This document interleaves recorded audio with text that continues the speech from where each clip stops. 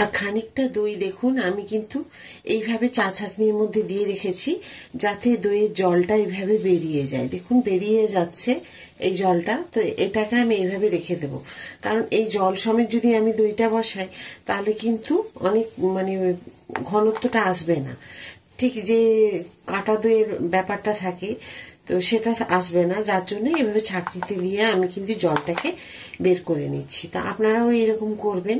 তো এটা কিন্তু কেনা দই, এটা বাড়িতে পাতা দই ছিল না, আমি কিনেছি। আপনারা চাইলে বাড়িতেও পেতে এইভাবে কিন্তু ছেঁকে নিতে পারেন, টক দই যেটা হয়। তা আমি এর আগে কিন্তু এইভাবে বাড়িতে পাতা দই দিয়েই করেছি। তো এই টক দইটা আমি নিয়ে আসলাম, কারণ আমি যেটা আছে বাড়িতে ওটা প্রচন্ড টক হয়ে গেছে। এই নবদ্বীপের যে টক দই মানে মিষ্টি যে দইটা হবে, লাল দইটা, ওটা কিন্তু অত টকটা চলবে না। ওই জন্যই আমি দইটা কিনে নিয়ে এসে আমি এটা ছেঁকে নিচ্ছি, যাতে জলটা বেরিয়ে যায়। তারপরে যে অংশ যেটা ভালোটা থাকবে, যে জল বের করে বেরিয়ে যাওয়ার পরে যেটা থাকবে থকথকেটা, ওটা আমি দই বসাবো। তো চলুন এটা এখানে জলটা ঝরুক। দেখুন দইটা কিন্তু দই বলছি, সরি, আমি এই দুধটাকে এভাবে ফুটিয়ে নিচ্ছি যাতে সরটা না পড়ে, কেননা বারে বারে এভাবে কিন্তু আমাকে দুধটা নাড়িয়ে নিতে হবে। সরটা যদি পড়ে যায় না, তখন কিন্তু এর মুখে ভালো লাগবে না। কিন্তু তার মধ্যেও যে একটা দেখবেন মাঠা মাঠা ভাব থাকবে, দুধ দুধ যেটা জাল দিতে দিতে একটা আসবে, একটা মুখে লাগবে দানা দানা, ওটাও আবার হবে এর মধ্যে। তো সবে মিলিয়ে এটা কিন্তু হবে একদম, মানে কি বলবো, এই দইটা হবে একদম ডিটো নবদ্বীপের মিষ্টি লাল দই। তো এইভাবে তো আমি করছি, আপনারা দেখুন।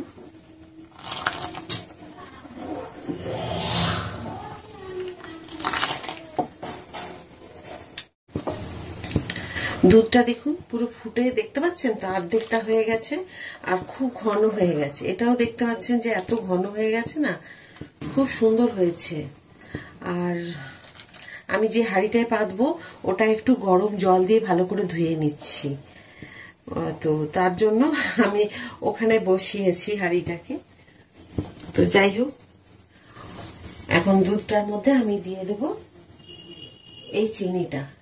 এই চিনিটা দেব, কিছুটা ক্যারামেল করব আর কিছুটা দেব আমি এখানে দিয়ে ফুটিয়ে নেব। এই যে এটা দেব ক্যারামেল করার জন্য, এই যেটা। তো দুধে চিনি দেওয়া মাত্রই কিন্তু একটুখানি পাতলা হবে, তো সেই কারণে এটাকে ভালো করে একটুখানি আবার ফুটিয়ে নেব।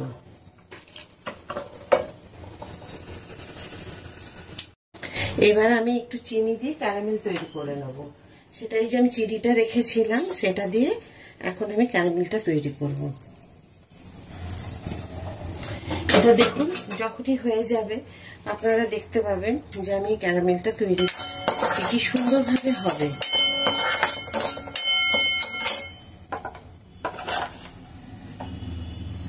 একদম আঁচটাকে কমিয়ে রেখেছি, আর একটু দিয়ে দিচ্ছি চিনি।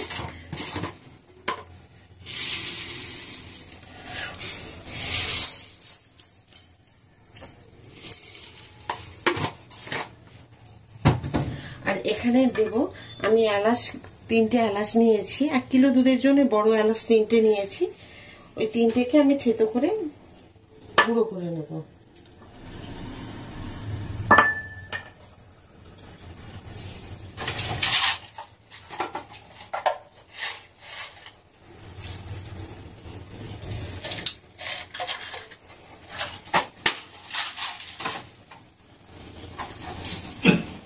দেখছেন ক্যারামেলটা কি সুন্দর হয়ে গেছে, এটা দেখুন খুব সুন্দর হয়েছে।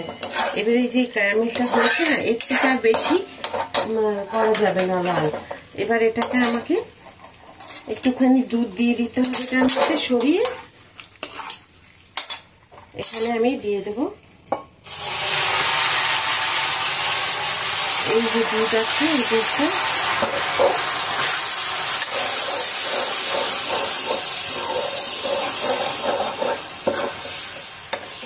এটা কিন্তু এক্ষুনি একদম মিশে যাবে পুরোটাই। দেখুন ওই দুধটাকে আমি কিভাবে ঘন করেছি আপনারা তো দেখাচ্ছি আবার আপনাদের। এরপরে কিন্তু প্রত্যেকটা টিপস আপনাদেরকে দেখতে হবে। এই যে দেখুন এর ঘনত্বটা দেখুন, 1 কিলো দুধ পুরো এইভাবে করে নিয়েছি। এবারে আমি এখানে দিয়ে দিলাম।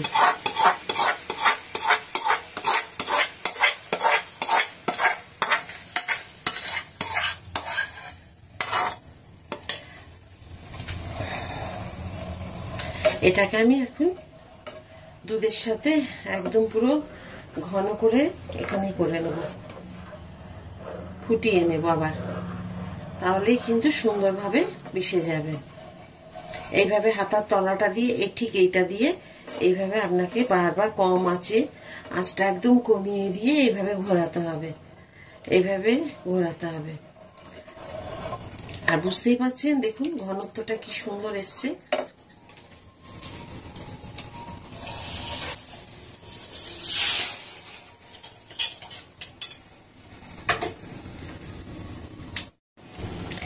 এই যে এলাচের গুঁড়ো করে রেখেছিলাম, এই এলাচের গুঁড়োগুলোকে আমি এখানে দিয়ে দেব। এই যে দেখুন,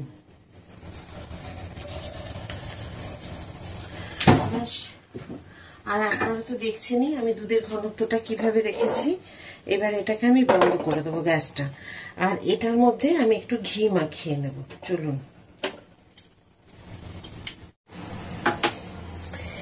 এইটাতে আমি 1 কিলো দই নিয়ে এসেছিলাম নবদ্বীপ থেকে, জানেন তো। তো ওই হাঁড়িটাই আমি কি করলাম, ভালো করে ধুয়ে নিয়ে একটুখানি গরম জল দিয়ে ধুয়ে নিলাম। এটাতে দই নিয়ে এসেছিলাম, তো আমার খুব ভালো লেগেছে। এই বেরিটা কিন্তু ওখান থেকেই ছিল, এই যেটা, এগুলো সব ওখান থেকে নেওয়া। তো যাই হোক, যে দোকান থেকে নিয়ে এসেছিলাম সেই দোকানেরই। তো এটাকে আমি এখন একটু ঘি মাখিয়ে নেবো।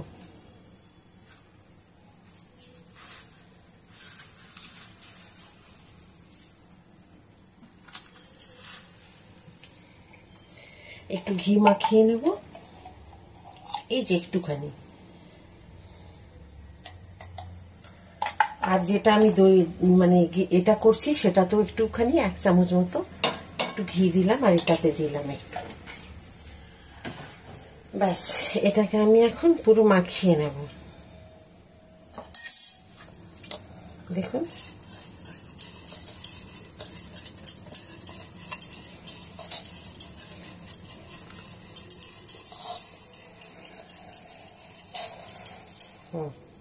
দেখুন হাঁড়িটা ঘি মাখিয়ে নিলাম।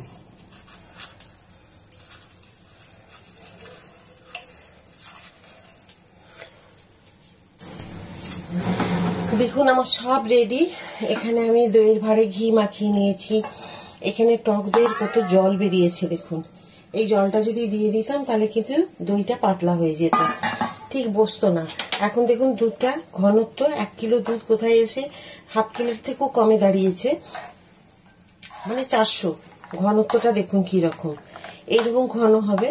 আর ক্যারামেল দিয়েছি বলে এইরকম, আর দিয়েছি আপনার এলাচ। তো কি সুন্দর দেখুন, কোনো দানা নেই, একদম স্মুথ। যদি মনে করেন যে একটুখানি সরের দানা পড়ে গেছে, তখন কিন্তু ওই দুধ ডাল ঘোটা যেগুলো কাটা থাকে সেটা দিয়ে করবেন। তো এখন আমি দই জল ঝরানো দইটার সাথে মিশিয়ে দেব, তারপরে আমি কাটা দিয়ে ঘেটে দেব ঘোটা দিয়ে। তো সেটাও আপনাদের দেখাচ্ছি আমি।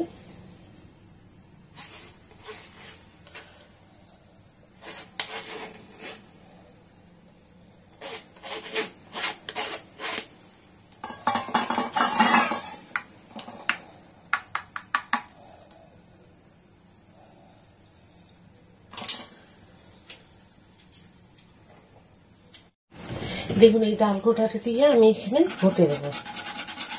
আর এটা কিন্তু একদম এত সুন্দর, মানে কি বলবো, গরমটা মানে আঙুল আপনাদেরকে দেখাচ্ছি আমি, আঙুলটা একদম পুরো এর মধ্যে সহ্য করতে পারবে দুধটা, সেই বুঝে কিন্তু দিতে হবে। দেখুন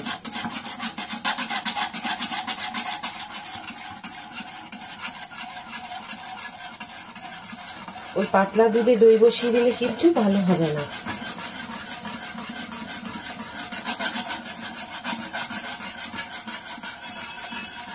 দেখুন কি সুন্দরভাবে এটাকে আমি করে নিলাম স্মুথ। দেখুন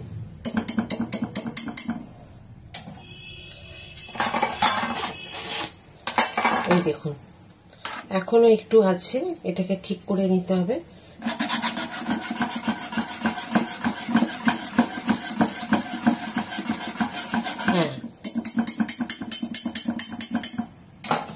এই দেখুন, এখন এবারে আমি এই বাটিটায় ঢেলে দেবো, এই হাঁড়িটায়।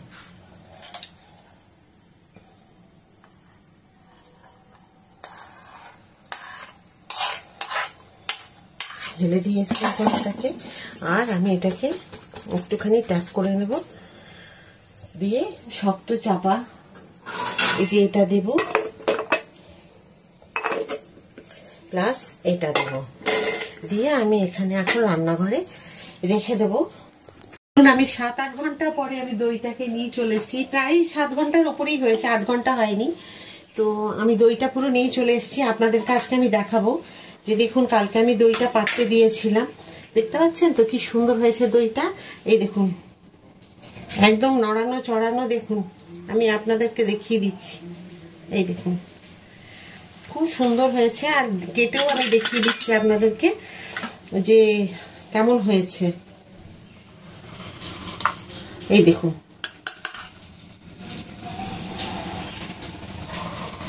একদম চামচ থেকে সেই পড়ছে না, দেখুন কি সুন্দর হয়েছে দইটা।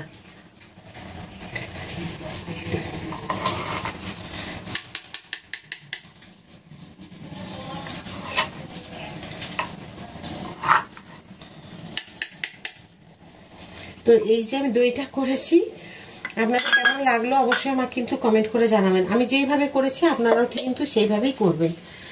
তো চলুন আপনাদেরকে দেখাই আমি এবারে ধরে।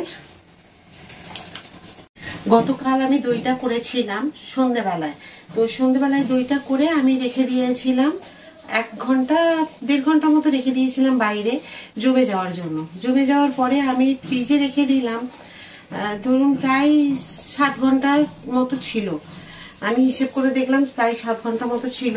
তো আমি 7 ঘন্টা পরে এনে দেখুন দইটা আমি কতক্ষণ মানে বের করে রেখেছি আপনাদের কাছে, আপনারা দেখুন, দেখছেন তো কি সুন্দর হয়েছে দইটা। তো যদি আজকে যদি আমি আজকে বলবো না, গতকালই করেছি। তো এই দইয়ের ভিডিওটা যদি আপনাদের ভালো লেগে থাকে অবশ্যই একটা লাইক করে দেবেন, সাবস্ক্রাইব করতে একদম ভুলবেন না। সবসময় যেমন আমার সাথে থাকেন, সবাই আমার সাথে থাকবেন সব দিন। আর আবার আমি যেভাবে দইটা করলাম আপনারা অবশ্যই একবার এইভাবে দইটা তৈরি করে খান, খেয়ে আমাকে একবার অন্তত কমেন্ট করে বলবেন যে কেমন হয়েছিল। আর সবাই ভালো থাকুন আর সুস্থ থাকুন, এই বলে আজকের ভিডিওটা শেষ করব। আবার একটা নতুন রান্না নিয়ে আমি আপনাদের কাছে আবার অন্য একটা ভিডিওতে আমি চলে আসবো।